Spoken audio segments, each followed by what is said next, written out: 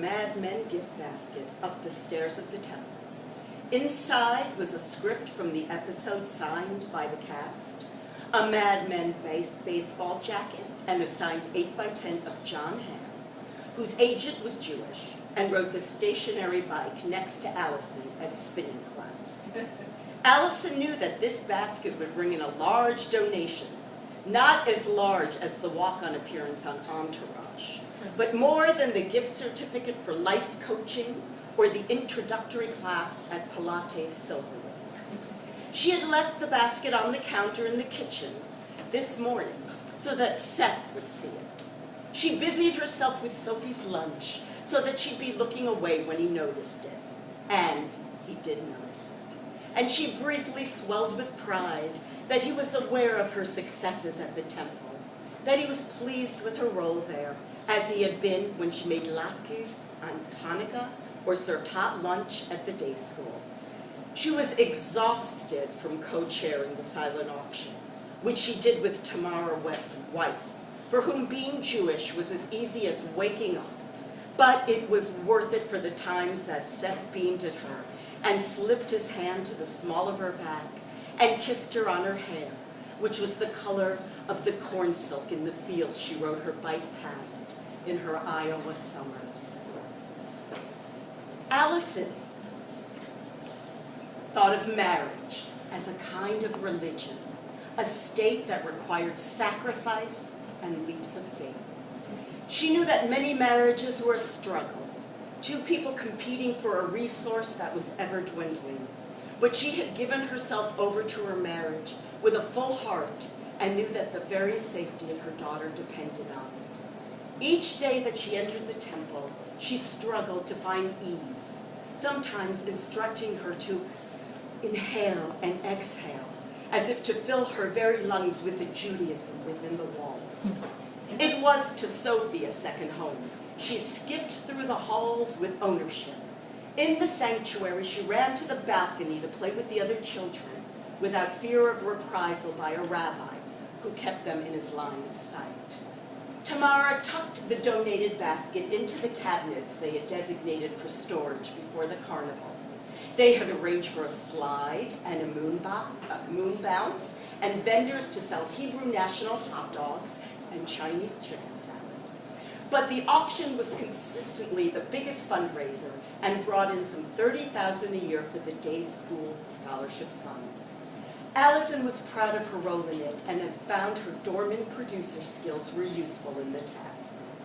We'll meet again on Friday after drop-off, offered Tamara. Allison was entering the date into her iPhone when it rang in her hand.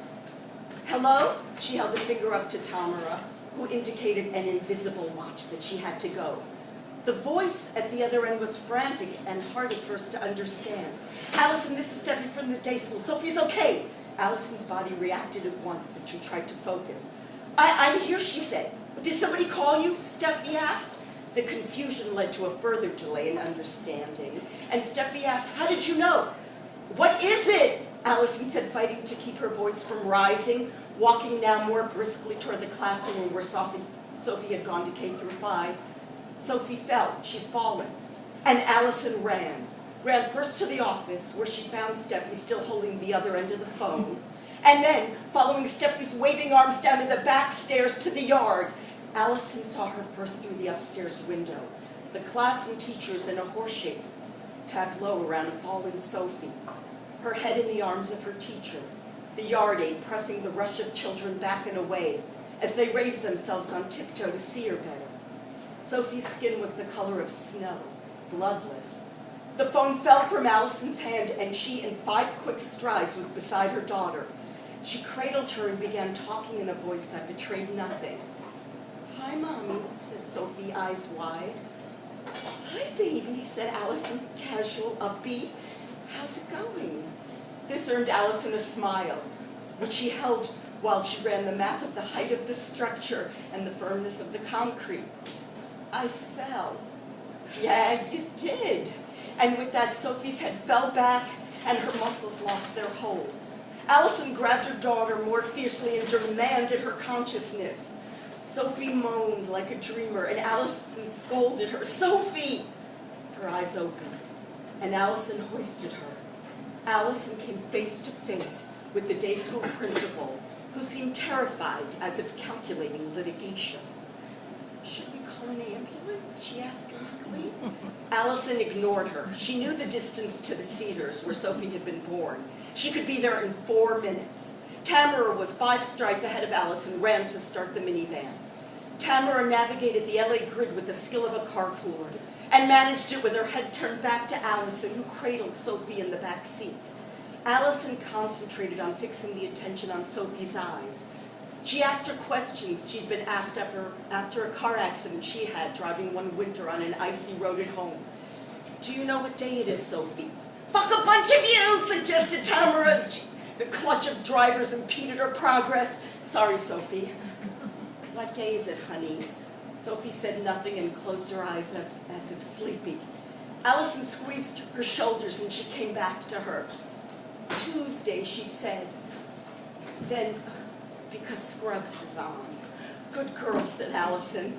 The answer brought tears to her eyes. Tamara lay on the horn and crossed La Cienega at a diagonal. Sophie's eyes shut like a sleeper.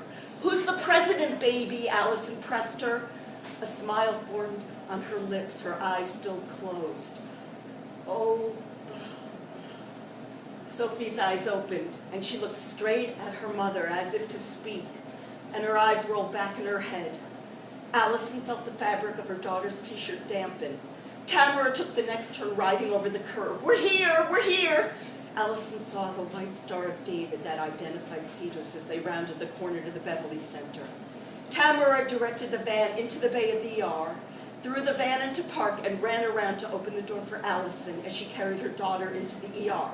"Call Seth," Allison called back to Tamara as she ran with the child through the automatic doors. Allison was surrounded at once by people, calm in their urgency, who took her daughter from her arms and shifted her onto a cotton sheet gurney. Seth arrived 20 minutes later with Ginny, his assistant, who used his iPhone to Google the doctor, who performed the surgery to reduce the intracranial pressure resulting from the fall.